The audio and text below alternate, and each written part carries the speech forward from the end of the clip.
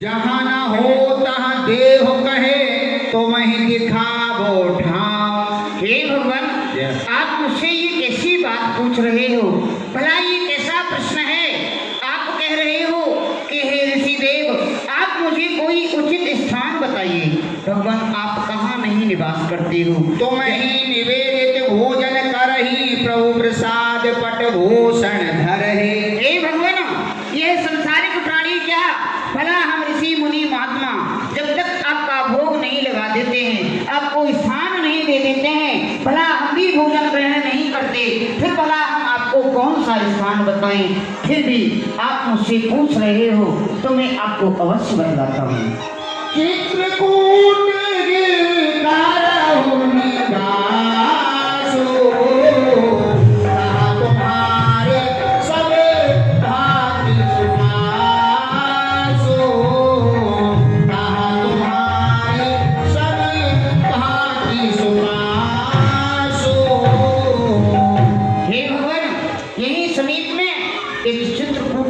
स्थान है, आप वहां जाकर के निवास कीजिए। नदी पुनीत पुराण बखानी अत्रि प्रिया निज तप बल आनी। और वहां पर एक सुंदर नदी भी है जो कि अत्रि ऋषि माता अनसुईया ने उस नदी को प्राकट्य किया है। चित्रकूट महिमा अमित कई महामुनि गाय आय नहाय सरस्वरे सिए समेत दो भान। आप जाइए और वहीं जाकर निवास कीजिए। भगवान प्रणाम। श्री राम जय राम जय जय राम बोलो। श्री राम जय राम जय जय राम बोलो।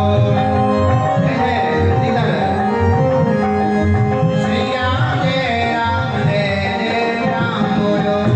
भगवान कितने कृपालु हैं। एक बहुत सुंदर बात आई, राम रावण का युद्ध हुआ तो रावण को भगवान ने धराशायी कर दिया। क्यों कर दिया? रावण के पास तो सब कुछ था पर राम जी के पास तो केवल बानर सेना। फिर राम जी जीत गए। जब बात ये कहें कि तो ब्रह्म था वो जीव, तो बात खत्म हो जाती है। लेकिन अगर कहा जाए कि दो योद्धा लड़ रहे हैं तो एक योद्धा कैसे जीत गया?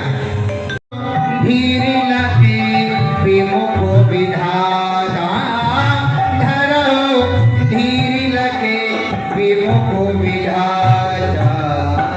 सुमंत जी, आप तो पंडित हैं, ज्ञानी हैं, धैर्य धारण करो, क्योंकि विधाता जिसके विपरीत हो जाते हैं उसको तो फिर कुछ ना कुछ कष्ट अवश्य भोगना ही होता है। इसलिए आप धैर्य धारण करें, अयोध्यापुरी जाएं और महाराज से जाकर के उनको सांत्वना कराएं। लेकिन चलने में आज सुमंत असमर्थ हो गए।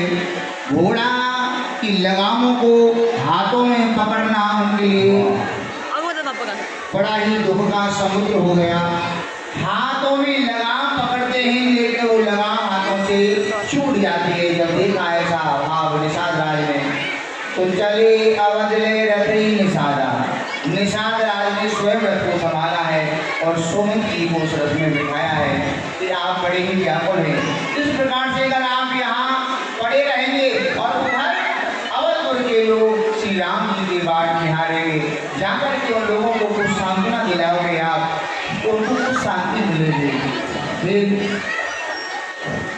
मंत्रीगण को बैठा करके निषाद राज जी ने क्या किया, कुछ समय तक रथ को चलाया और जैसे पश्चाताप होता है उसी प्रकार राम लक्ष्मण जानकी के बिना आज सुमन जी व्याकुल हैं। पूछें दीन दुखित सब मा